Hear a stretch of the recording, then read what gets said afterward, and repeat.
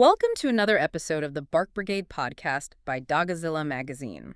Today, we will talk about important topic and offer you a guide to help all families that owns a dog or other pet. Thank you. I'm really excited to get into this because, well, it's such a complex area. It really is. I mean, imagine, just for a second, picking up a scent on the wind from like 3 miles away. Oh, well, yeah. And imagine that this smell is so incredibly powerful that it instantly rewrites your brain's operating system. You completely forget to eat, or sleep, or even protect yourself. Right. It just takes over completely. Exactly. Right. And that is the reality of the canine mating drive.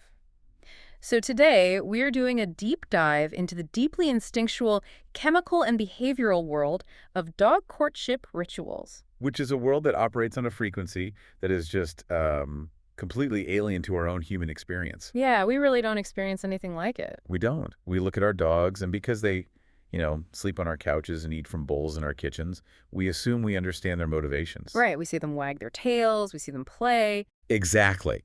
But when reproductive instincts take over, there's this entirely hidden layer of communication that awakens. And it is happening right under our noses. Which is exactly why we are framing this deep dive directly for you, the listener. Because whether you are a responsible dog breeder trying to ensure the absolute safest breeding practices in like a multi-dog facility. Or even just a dedicated owner. Yes, an owner who needs to monitor your pet's health and maintain a secure environment at the local park, you have to understand these rituals. You really do. Because misinterpreting these signals is not just a matter of harmless confusion, No, it can lead to some really bad outcomes. It can lead to extreme psychological stress for the animals. Yeah. Or severe health issues. And highly dangerous, aggressive situations. It requires a shift, right? From simply watching your dogs to actually translating their physical and, chemical vocabulary? Precisely. Because mating behavior is not merely the physical act itself. It's not that simple. Right. It is a highly elaborate, intensely negotiated sequence. It involves invisible chemical alerts, physical posturing, dominance displays, and biological auditing. Biological auditing, I like that term. And if you are managing a kennel, understanding the sequence step by step is completely non-negotiable for the physical and mental well-being of your pack. Absolutely non-negotiable. So our mission for this deep dive is to decode that canine language of love. We are going to explore the biological mechanics of the chemical signals that kickstart the process. The physical displays of strength and affection, too. Yeah, and those subtle behavioral shifts that act as red flags.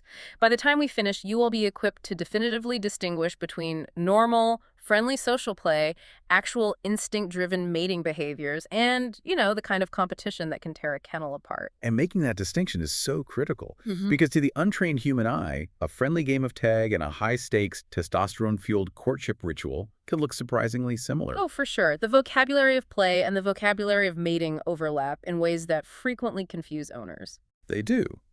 But to the dogs involved, the context is everything.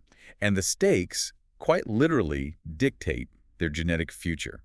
Let's start at the absolute beginning then.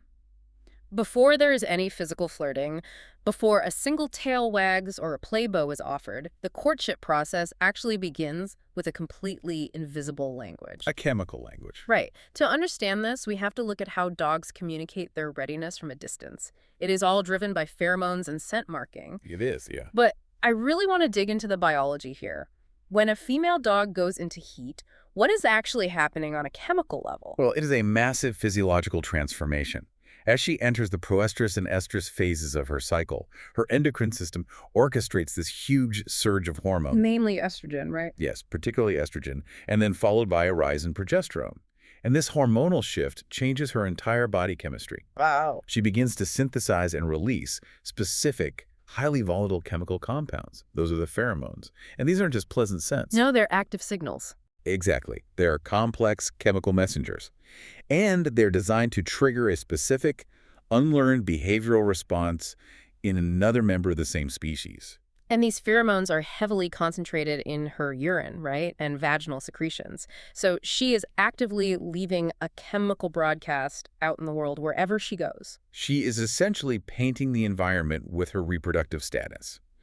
But what is truly extraordinary is the male dog's equipment for reading this broadcast. Because it's not normal smelling, is it? Not at all. We often talk about how great a dog's sense of smell is, but for pheromones, they actually use an entirely different biological system. It's called the vomeronasal organ. Or the Jacobson's organ, right? Yes, exactly. Wait, so they aren't smelling these pheromones the same way they smell like a piece of bacon dropping on the floor? Now, completely different mechanism. When a male dog smells bacon, the scent molecules hit the olfactory receptors in the nasal cavity, and the signal goes straight to the olfactory cortex. Where the brain identifies it as food. Right. But pheromones are heavy, moisture-borne molecules. When a male encounters them, he uses a specific breathing technique. You'll often see this characterized by chattering teeth or rapid, shallow panting. Oh, I've seen that. They look almost like they're shivering their jaw. Yes, that's it. That motion pulls those heavy molecules up through a tiny duct located just behind his incisors on the roof of his mouth. Wow, so it goes through the mouth, not just the nose. Exactly. This directs the pheromones straight into the vomeronasal organ. And this organ is wired differently in the brain, right? I read that it bypasses a lot of the standard processing. Completely differently, the Jacobson's organ bypasses the cognitive thinking part of the brain almost entirely. That's incredible. It is wired directly into the amygdala and the hypothalamus. Those are the ancient deep brain centers that control raw emotion, aggression, and sexual behavior. So that explains why the male's reaction is so immediate and involuntary. He doesn't smell the pheromone and, think about his response. Right, there is no conscious thought process going on. Yeah. The chemical physically throws a switch in his nervous system. Which totally explains the intense physical reactions you see. It's not just a wagging tail. His body mechanically prepares for pursuit. You actually see his nostrils visibly flare. Yes, the nostril flaring is key. By flaring, he is changing the aerodynamics of his nose. To funnel as many of those heavy molecules into his system as possible. It is a mechanical optimization, yeah. Right. And alongside the flared nostrils, you will see his pupils dilate massively. Oh, wow, really? Oh, yeah. Pupil dilation is a classic sign of the sympathetic nervous system kicking into high gear.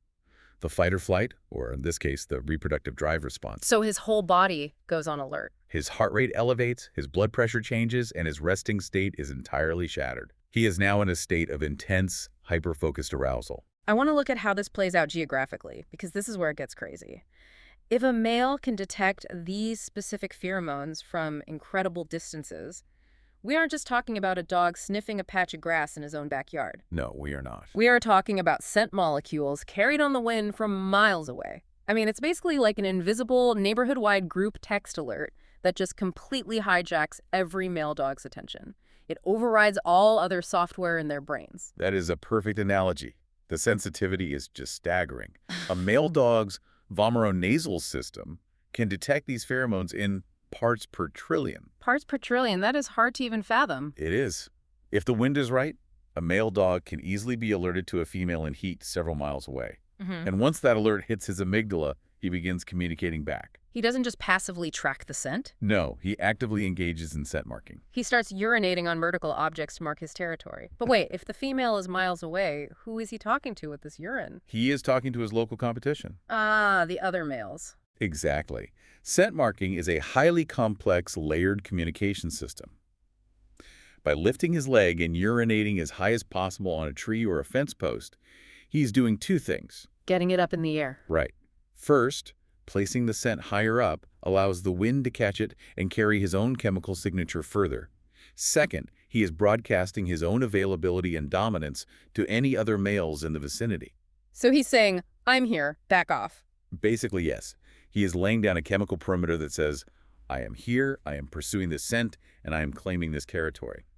If we translate this incredible long-distance chemical hijacking to a modern breeder's facility, the implications are massive for you guys listening. Let's look at a day in the life of a kennel manager.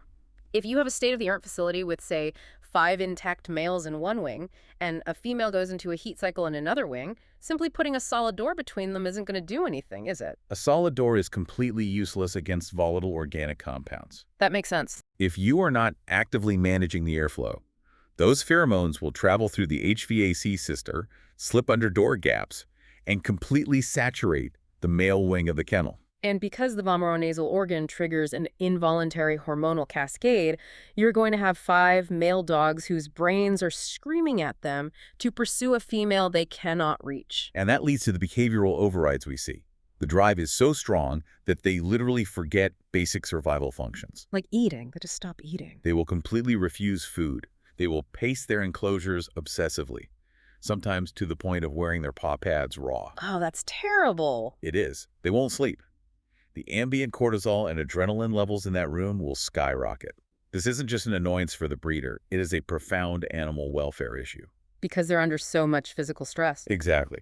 A male dog locked in that state of frustrated drive will drop weight. His immune system will be compromised from lack of sleep, and the frustration frequently boils over into displaced aggression toward the other males in the room. So as a responsible breeder, you have to engineer your facility almost like a clean room.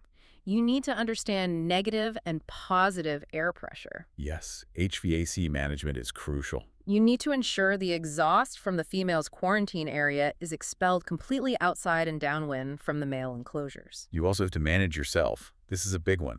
Breeders can easily become fomites. Fomites meaning objects that carry the scent. Exactly. If you go into the female's run to check on her, pet her, and then walk directly into the male kennel wearing the same boots and the same jacket, you have just walked a concentrated dose of pheromones right into their living space. You essentially became the group text alert. You did. You have to change clothes, wash your hands, and use foot baths. Managing the invisible architecture of scent is the first and most critical line of defense in kennel management. That is fascinating. Okay, so let's assume the breeder is managing the environment perfectly, or we are looking at a controlled, intentional mating scenario. The male has picked up the chemical signal, he has followed the trail, and he is now physically in the presence of the female. The invisible language has done its job. Right. Now we transition to the physical flirtation, because the female has to confirm she is actually ready, right? Exactly. The pheromones act as the wide broadcast invitation, but the physical body language is the localized confirmation. Just because a female smells like she is in heat does not mean she is biologically ready to accept a male. Wait, really? The smell doesn't mean she's ready right that second? No, not at all. The heat cycle has distinct phases, and she will aggressively reject a male if he approaches during the proestrus phase before she's actually ovulating. Which means she has to display very specific physical flirting behaviors to signal that she has entered estrus and is, receptive.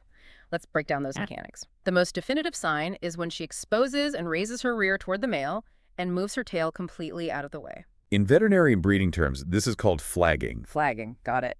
It is a very deliberate mechanical postural shift. She will stand firm, brace her hind legs to support the weight of the male, arch her back slightly, and rigidly pull her tail to one side. Oh, so she's physically locking into place. Yes. This exposes the vulva and provides clear, unobstructed access. It is the ultimate green light. But usually, there is a whole sequence of social posturing that happens before she flags. Right, like play bows. She will use play bows to engage him. She will drop her front elbows to the ground, keep her rear end high, and stare at him. And that direct eye contact is a vital piece of the puzzle. In normal, everyday dog communication, prolonged direct eye contact is often perceived as a challenge, right? Yeah, a threat or a sign of dominance. It can easily trigger a fight. Exactly. But in the context of courtship, coupled with a relaxed, low-held head and a sweeping tail wag, that intense eye contact becomes a tool of engagement. She is holding his attention, assessing his confidence, and drawing him in.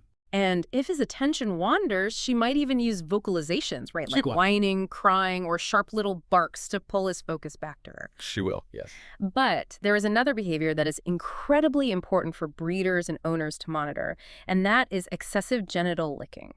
During a heat cycle, the female will groom her private areas intensely. She will, and it's a very noticeable behavior shift. Now, I want to ask a biological question here. If the whole point of her being in heat is to broadcast those pheromones to attract a mate, why would she obsessively lick away the very discharge that contains the chemical signal? Doesn't that kind of defeat the purpose? That is a brilliant question, and it speaks to how complex this behavior really is. When she is licking, she is not actually removing the scent to hide it. She's doing two things. Okay, what's the first? First, she is spreading the discharge across the fur of her hindquarters. By moving the fluid from a concentrated source and spreading it over a larger surface area of hair, she is actually increasing the rate of evaporation. Oh, wow. Which pushes more of the volatile pheromones into the air. She is amplifying the broadcast. Oh, that makes perfect sense. It's like spreading perfume on your wrists and neck rather than just leaving it in the bottle. Exactly. Yeah. It maximizes the surface area. Yeah. The second reason is purely physiological. The hormonal surge causes a massive increase in blood flow to the vulva, leading to significant swelling, tissue engorgement, and stretching. Which sounds painful, or at least uncomfortable. It is highly uncomfortable. It causes localized itching and a feeling of pressure. The licking is a mechanical way to relieve that discomfort. And there's a psychological layer to this as well, isn't there? Because going into heat is a stressful, chaotic time for a dog's body. It is incredibly stressful. Her hormones are fluctuating wildly. The repetitive, rhythmic motion of grooming acts as a profound self-soothing mechanism. Like a nervous habit, almost. Exactly. The physical act of licking stimulates the release of endorphins, the body's natural painkillers and mood elevators, in her brain. It helps lower her anxiety and brings her baseline stress levels down. But this natural, soothing behavior is precisely where we have to issue a massive health warning for owners and breeders. Because while some licking is hygienic and soothing, excessive licking is a major, glaring red flag. It is one of the biggest warning signs you can look for. And telling the difference between a dog who is just keeping herself clean and a dog who is signaling a serious, potentially life-threatening medical issue requires serious observation. So let me ask you this. If every dog has its own style, and some females skip the obvious flirting entirely, how does a breeder objectively tell the difference between a dog just keeping herself clean and a dog signaling a serious medical issue like a UTI? That is the million-dollar question, and this is where a breeder's experience and documentation come into play. A female in heat is highly susceptible to infections because the cervix is open, allowing bacteria from the environment to enter the reproductive tract. Right. Excessive frantic licking is often the first and only symptom of a urinary tract infection or a UTI or vaginitis. And if left untreated, that bacteria can travel up into the uterus and cause pyometra, which is a life-threatening emergency. So how do we define excessive? If I'm watching my dog, what is the boundary line between normal hygiene and a medical crisis? The boundary line is defined by the disruption of normal life patterns. Normal hygienic licking is episodic. What do you mean by episodic? A female will clean herself after she urinates or after she wakes up from a nap. It's a clear beginning and end. Once she is clean, she will go back to sleeping, she will eat her food, or she will engage with you. It's a chore on her to-do list, and she checks it off. Exactly. Pathological licking, driven by a UTI or vaginitis, is frantic and unrelenting. The dog is not trying to clean herself. She's desperately trying to alleviate the sensation of burning, sharp pain, or severe irritation. So it interrupts her day. Yes, if she is interrupting her meals to lick, if she cannot sleep because she is constantly waking up to groom, or if she is walking a few steps, suddenly sitting down to lick and repeating this over and over, you've crossed into a medical emergency. You also have to look at the physical tissue, right? If she is licking so aggressively that the area becomes raw or angry red. Yes, visual inspection is key. Right. Or if there is a sudden foul-smelling odor that is distinctly different from the normal metallic scent of a heat cycle. If you notice any of that, you need to get to a vet immediately. And isn't there also a risk of something like OCD? There is, yes. Obsessive-compulsive disorder can occur where the anxiety of the heat cycle causes the dog to hyperfixate on grooming until she creates open sores, known as hotspots. And the vet's role here is critical. A breeder cannot diagnose a UTI just by looking at the dog. The vet will need to perform a urinalysis or a swab to check for elevated white blood cells and specific bacteria. Absolutely. And if the vet clears the dog of infection and determines the licking is purely behavioral or a mild localized irritation, they might recommend strategies to break the compulsive cycle. Things like vet-approved deterrent sprays or bitter substances. But you have to be incredibly careful with those, right? You can't just spray chemicals on sensitive, swollen tissue. Absolutely not. You never apply a deterrent spray directly to the mucosal tissue of the vulva. It will burn, cause excruciating pain, and make the inflammation infinitely worse. That sounds awful. It is. If recommended by a vet, these bitter substances are applied to the fur around the area to create an unpleasant taste barrier. It discourages the tongue without irritating the sensitive anatomy. But again, this is only after a vet has absolutely ruled out an infection. Right, safety first. Okay, so let's shift our focus back to the courtship. The female has signaled she is healthy and receptive, the pheromones are in the air, the flagging has occurred. Now the male has to step up. And this is fascinating because it is not just a chaotic free-for-all. No, it's very structured. There is an elaborate, deeply ingrained set of, gentlemanly rituals the male must perform to prove he is a worthy mate. The male's approach is highly ritualized because he has to carefully navigate the female's defenses. Even if she is receptive, a clumsy, overly aggressive, or startling approach can cause her to snap, bite, and reject him instantly. So he begins with a baseline of polite posturing. He will approach with his head slightly lowered, right? Yes. Lowering the head is a universal mammalian appeasement signal. He is making himself look smaller and communicating, I am not a threat, I am not here to challenge you for dominance. And his tail will be wagging, but it's often a very specific wag, like a stiff, fast cadence that indicates high arousal but cautious optimism. Right, it's not a relaxed, sweeping wag. It's very focused. And he will make vocalizations, but not loud barks. Hmm. Low, rhythmic sounds, grumbles, soft whines, almost like a humming sound. It's almost cute. It is. These low vocalizations are pacifying. They're meant to keep the female calm as he closes the distance.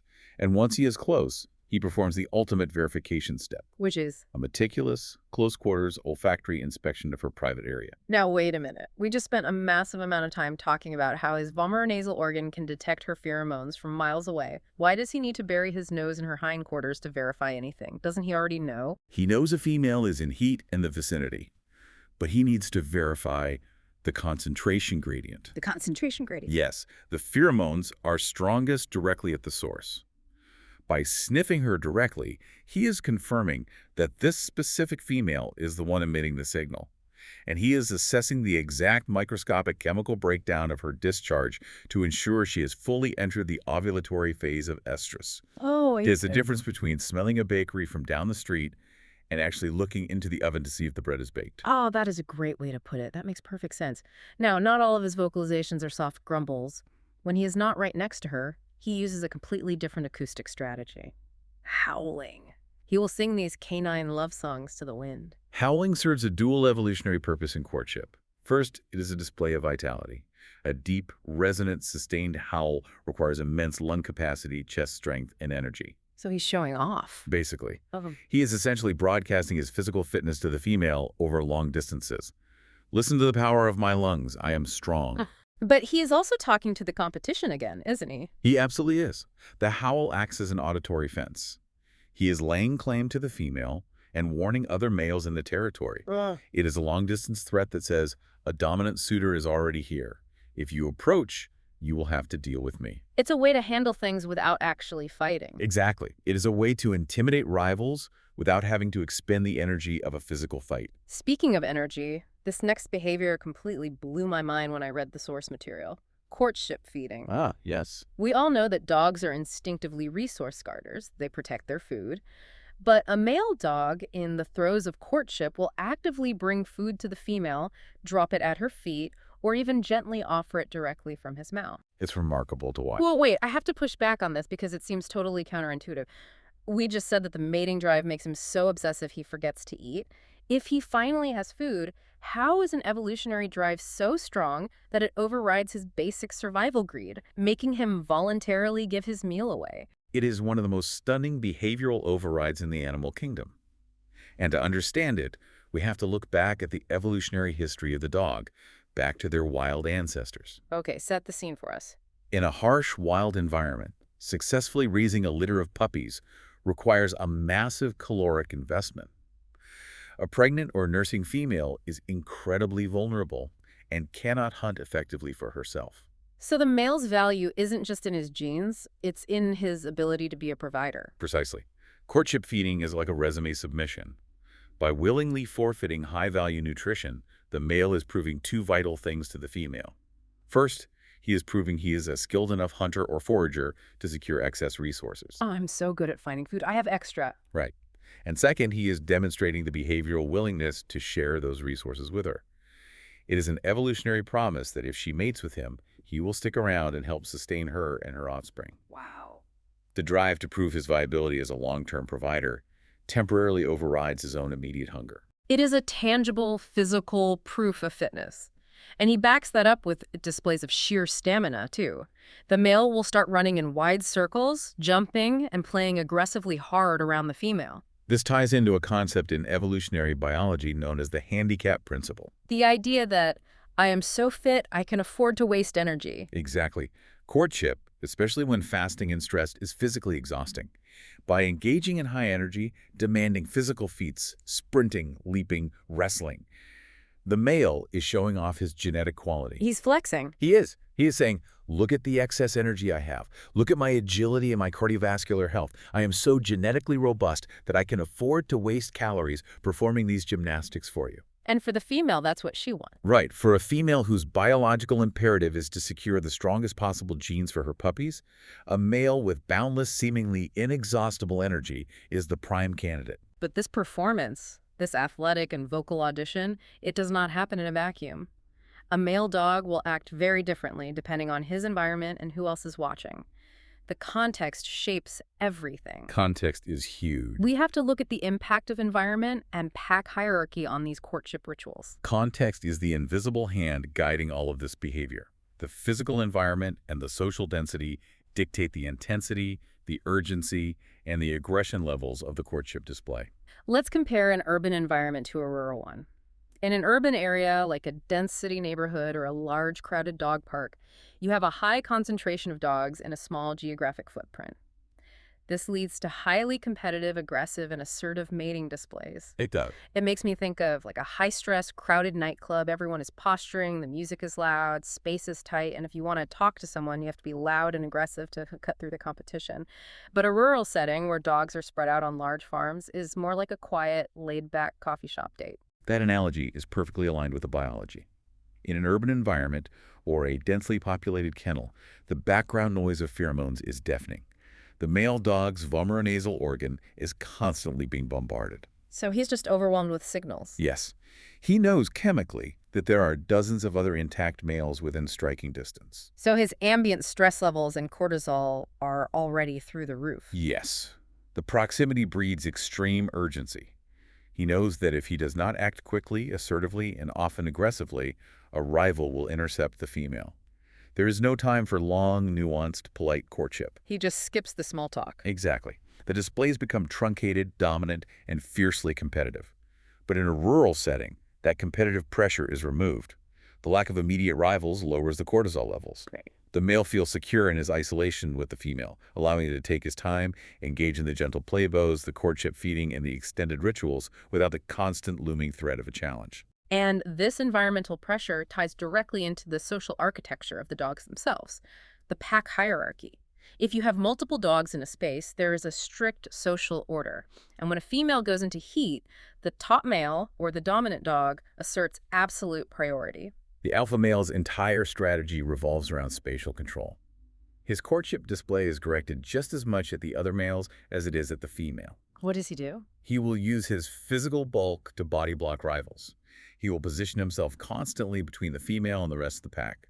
His posturing, standing tall, ears forward, tail high and stiff, is a continuous visual threat to the subordinates. He is physically walling her off, but what do the submissive males do? They don't just lose their biological drive, they don't just walk away and give up. No, their drive is just as strong, but their strategy has to adapt if they want to survive. In biology, we often call these sneaker tactics. Sneaker tactics, I love that. It fits perfectly.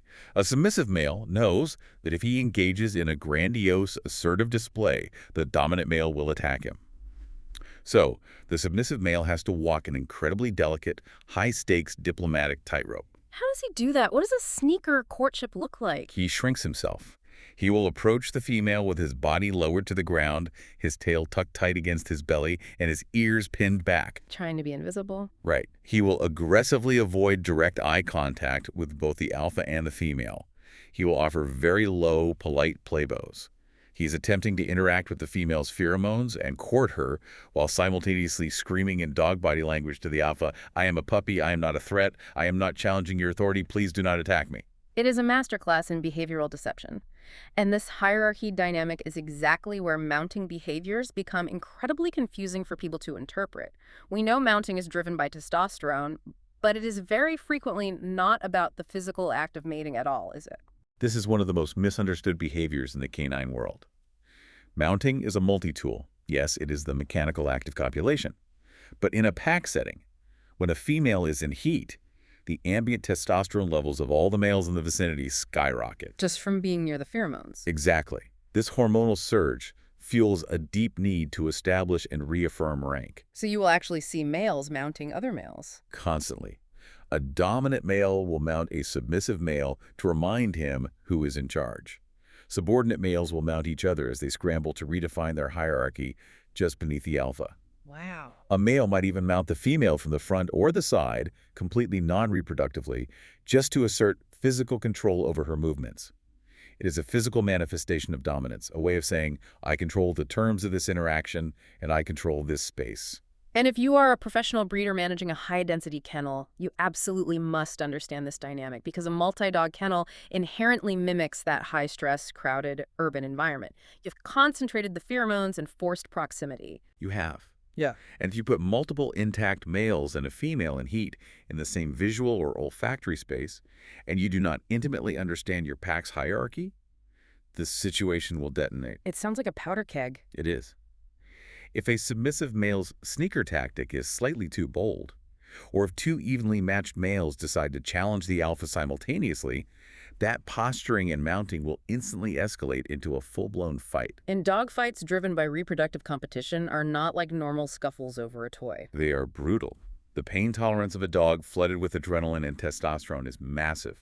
They will not back down. Severe, career-ending, or life-threatening injuries can happen in a matter of seconds. That's terrifying. This is why managing the physical space, using solid visual barriers so competing males cannot make eye contact, and understanding exactly who sits where in your pack's social order is the foundation of safe kennel management. Which brings us to the most practical, everyday application of all this science. With all this talk of dominance, mounting, playbows, and posturing, we run into the biggest point of confusion for pet owners and newer breeders alike. How do you know if dogs are actually engaged in a mating ritual, or if they're just being friends?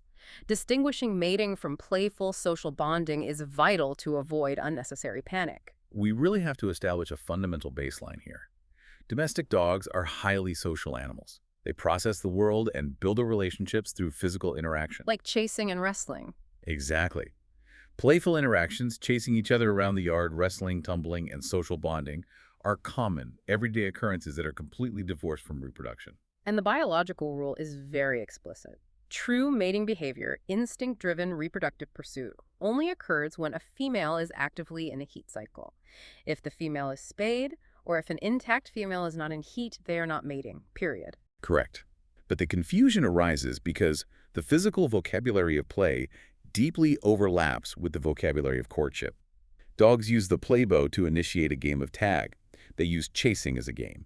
They use mounting during play as an overstimulated social behavior. Because the actions look the same, humans conflate the two. You see an owner at a dog park absolutely panicking, screaming, and ripping their dog away because one dog is mounting another, assuming it's a dangerous mating situation. But usually it's just an over-aroused game of wrestling or a brief, harmless dominance check among friends. And that misinterpretation has consequences. It leads to owners unnecessarily punishing their dogs for normal social communication. It leads to restricting their social lives, causing anxiety.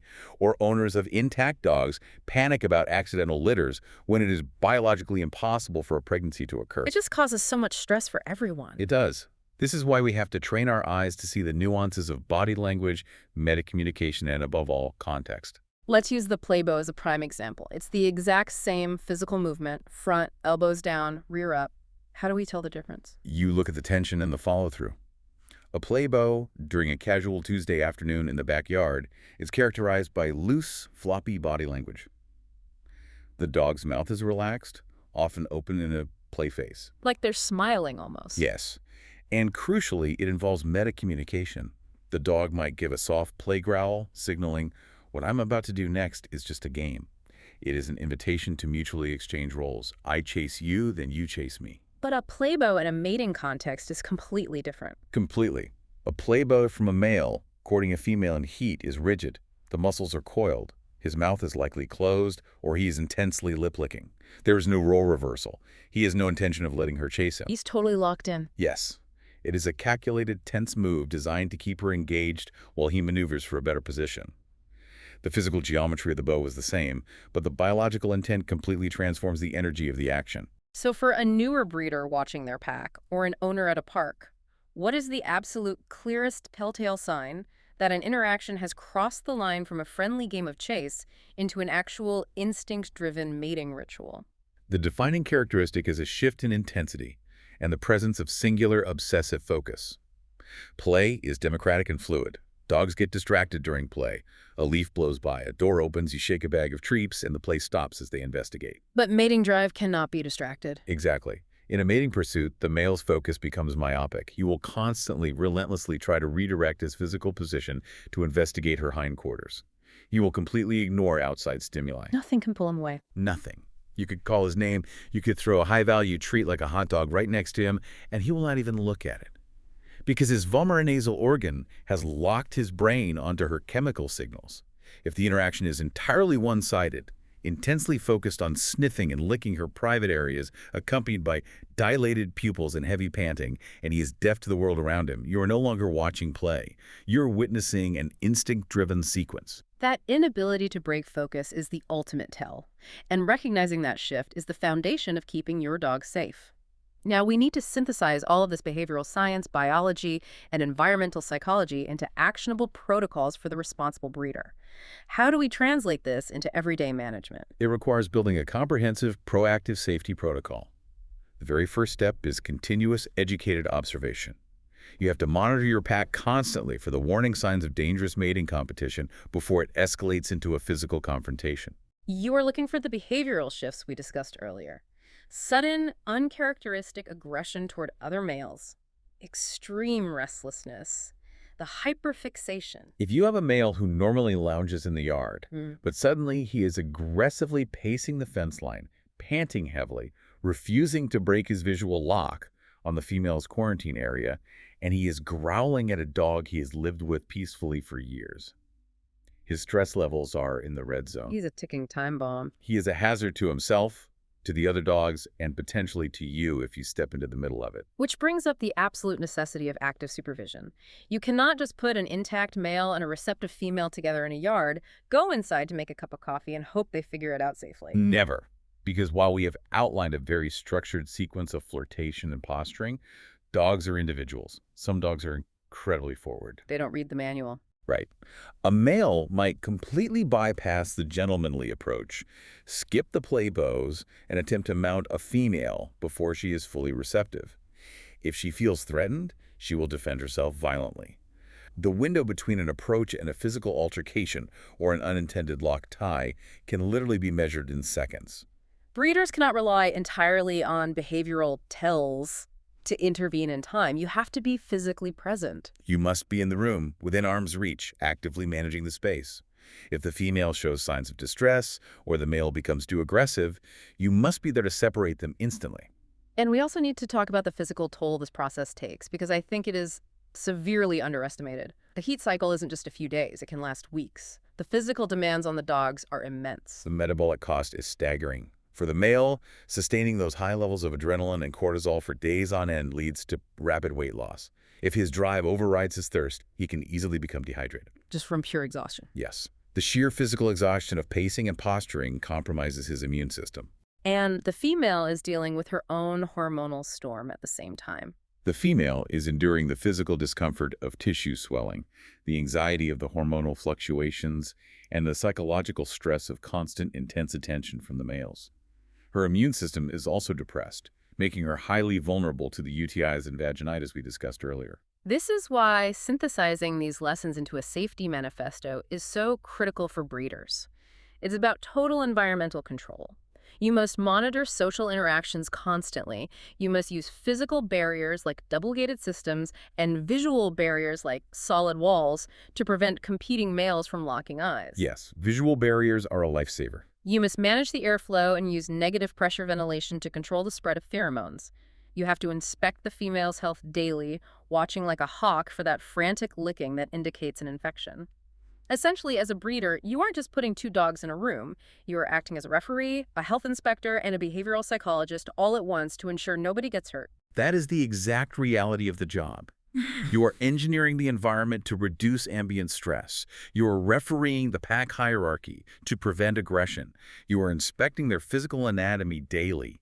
It requires a profound, respectful understanding of the species, recognizing that you are managing incredibly powerful evolutionary forces. It really does change the way you look at dogs entirely. It makes you realize how complex their internal lives are.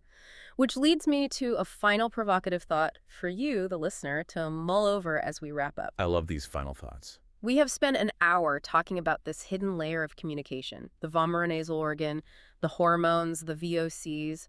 If a male dog's sense of smell can detect a pheromone from miles away, entirely hijacking his brain, making him forget to eat or sleep, and driving him to sing love songs to the wind, how much of a dog's daily reality is shaped by invisible chemical messages that we, as humans, are completely oblivious to? It's humbling, really. When we look at a quiet yard, our dogs might be experiencing a loud, chaotic, invisible symphony of scents. It makes you realize that while they live in our houses, we are just visitors in their sensory world. Thank you for listening, dear Brigadiers, and if you have any questions, visit the source article on Dogazilla magazine at dogazilla.com. That was all for this episode, and until the next time, bye to all listeners of the Bark Brigade podcast.